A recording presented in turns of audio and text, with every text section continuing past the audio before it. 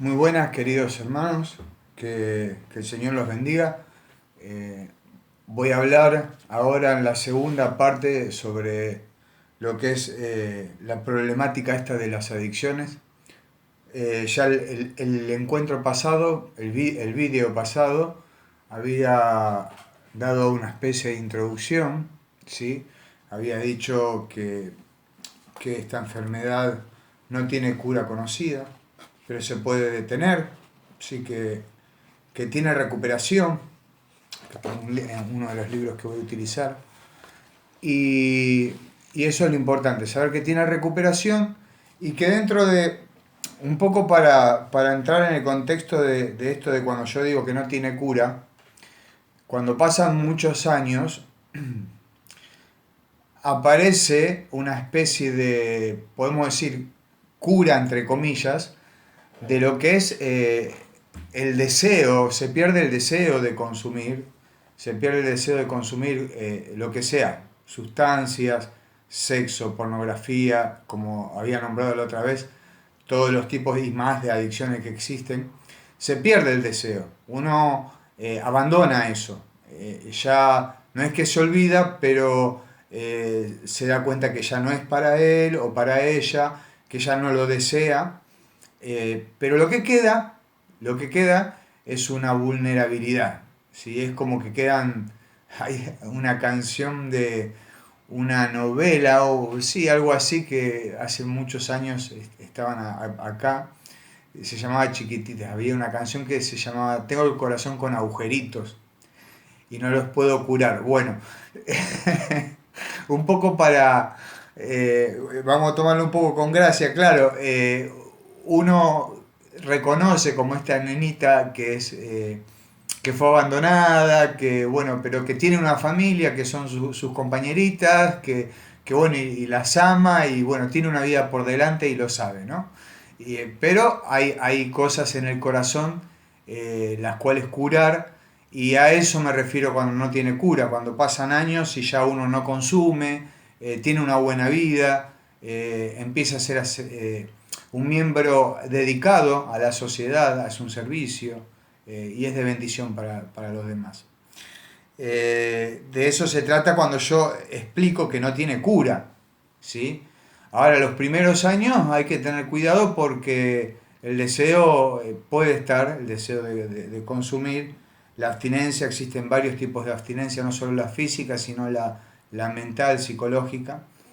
Y lo que se dice en la Organización Mundial de la Salud, que bueno, hoy dudo muchas cosas de ahí, pero bueno, eso ya es un tema mío. Pero antes sí, antes es mucho más flexible, bueno, pero la Organización Mundial de la Salud habla que también es una enfermedad incurable y que es psicológica, que es física, también habla de que es social, ¿sí? Es social y también muchas veces biológica. Biológica se refiere a lo cromosomático, muchas veces puede ser heredada. Pero no nombra lo espiritual, es una enfermedad espiritual también. Por eso esto siempre se dijo, el alcoholismo nunca tuvo cura, sin embargo cuando apareció Bill Wilson con el doctor Bob, los fundadores de Alcohólicos Anónimos, con la esposa de Bill Wilson, Luisa, ¿no? O Luis, se decía en ese momento, que es la cofundadora de Alcohólicos Anónimos, y de Al-Anon, que es lo que se llamaría para los familiares de los alcohólicos. En su película, porque están las películas de los hechos verídicos y los libros también, de ella, más que nada, dice, con el amor no basta, con el amor no basta. Y tiene razón, porque uno puede amar mucho al otro, pero cuando el otro no reflexiona, no quiere salir, destruye familias, destruye personas, pero sobre todo se destruye a sí mismo. Entonces, un texto bíblico, como estamos dentro del contexto espiritual y eclesial, que tomé para poder nombrar lo más básico, porque esto siempre es introductorio, porque hay mucho para hablar de esto, entonces quiero ser lo más conciso posible y que se entienda. Es el Evangelio de Marcos, capítulo 5, del 1 en adelante, ¿sí? Del 1 al 16 sería más o menos, pero no voy a hablar de todos los versículos. Es la curación del endemoniado de Gerasa.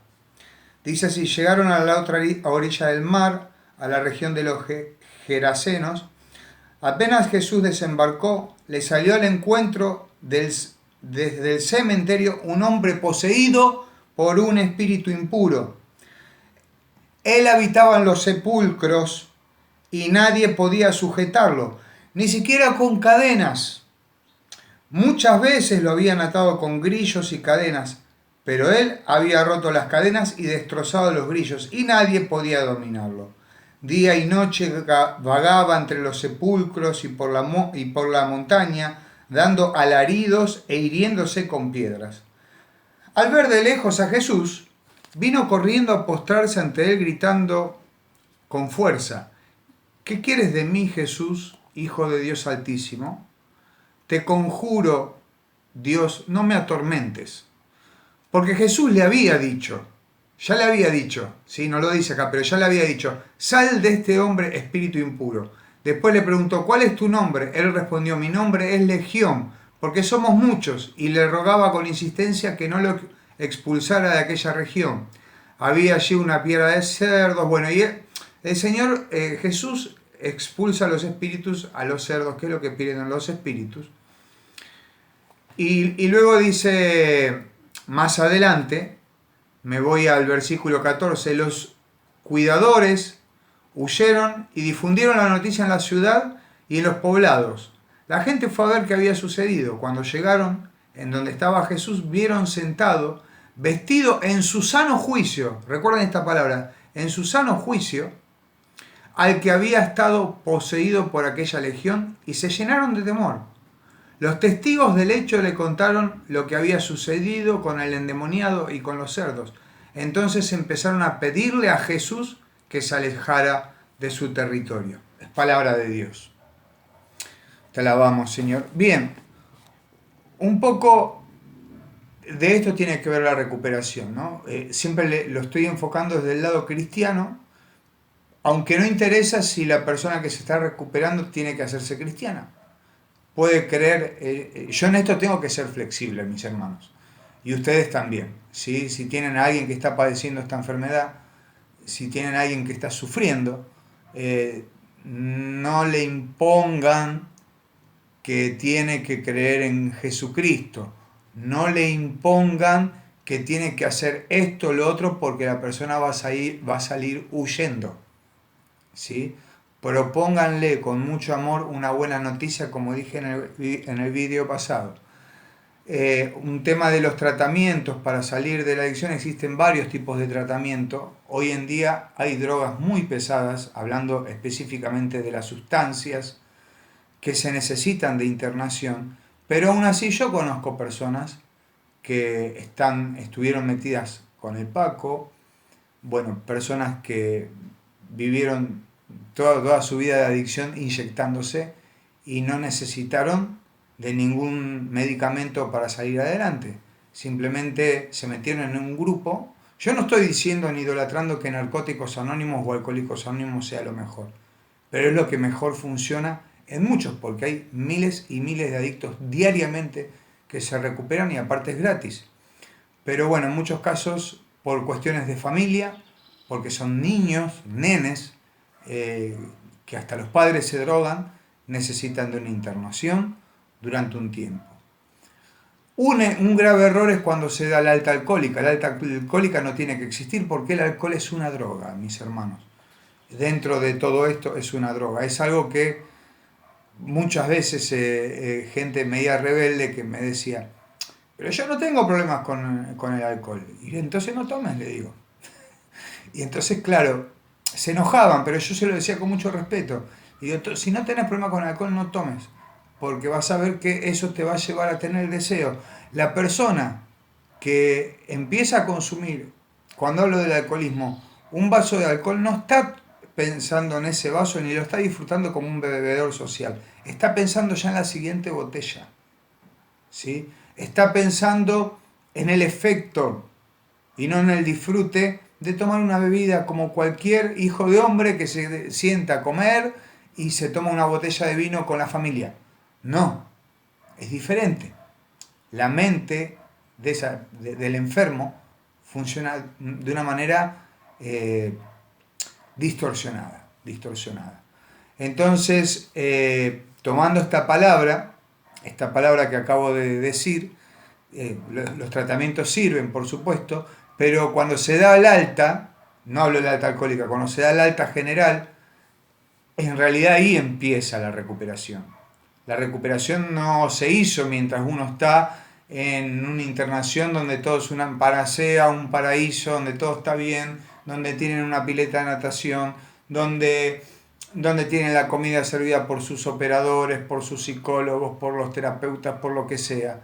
Están ahí, si tienen que llorar, se aguantan y tienen a gente que los ayuda y que los abrazan. Pero el tema, los pingos se ven afuera, como decimos acá en Argentina, siempre el tema se ve afuera.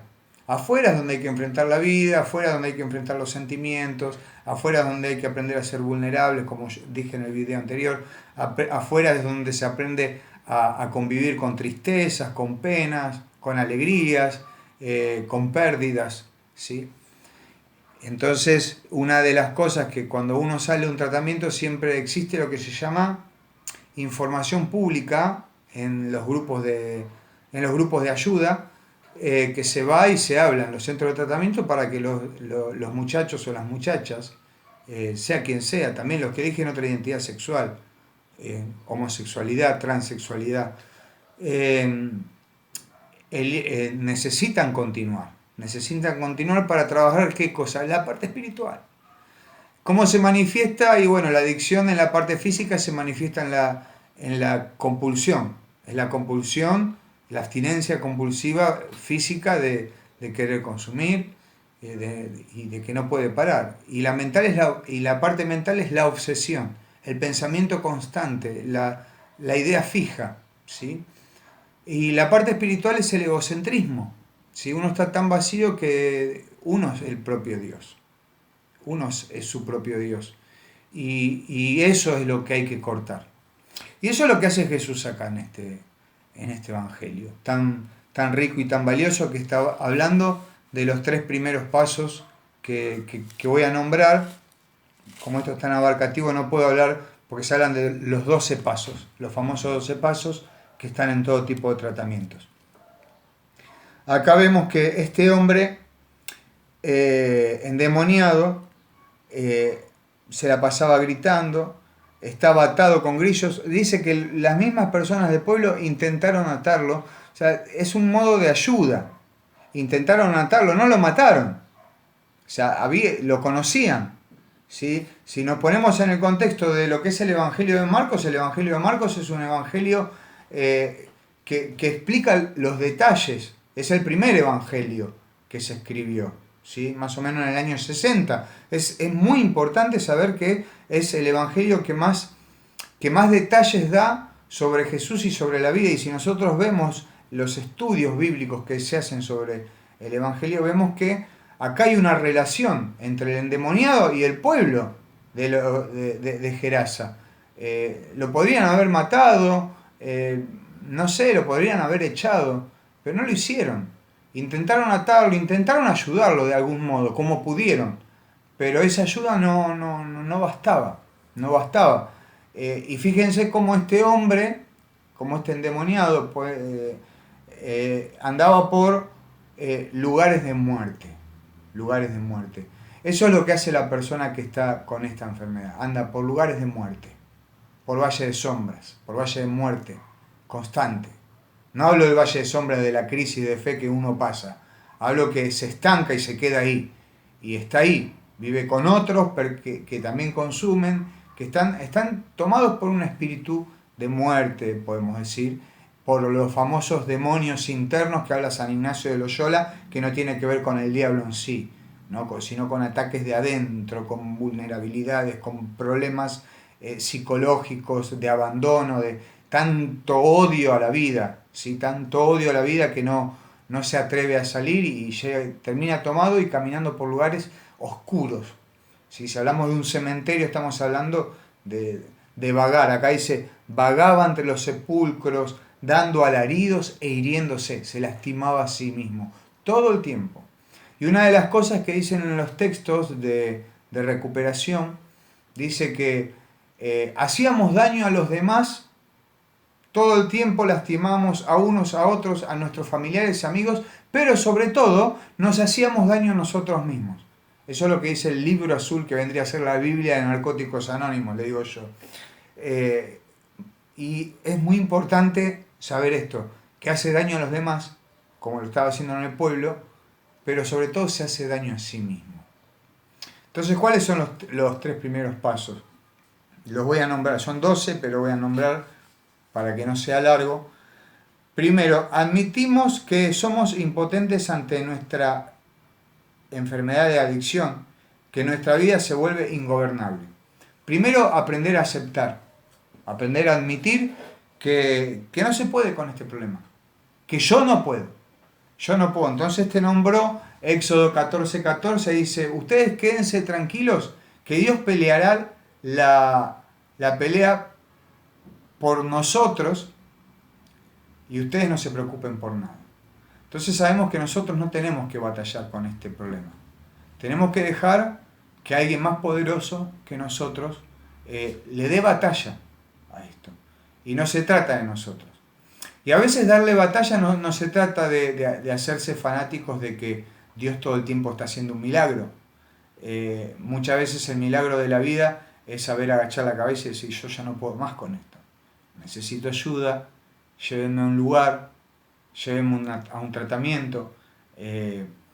Y también poder hacer una especie de ambulatorio, ir a un psicólogo, un psiquiatra a la vez. No hace falta que el psiquiatra lo medique, pero por las dudas.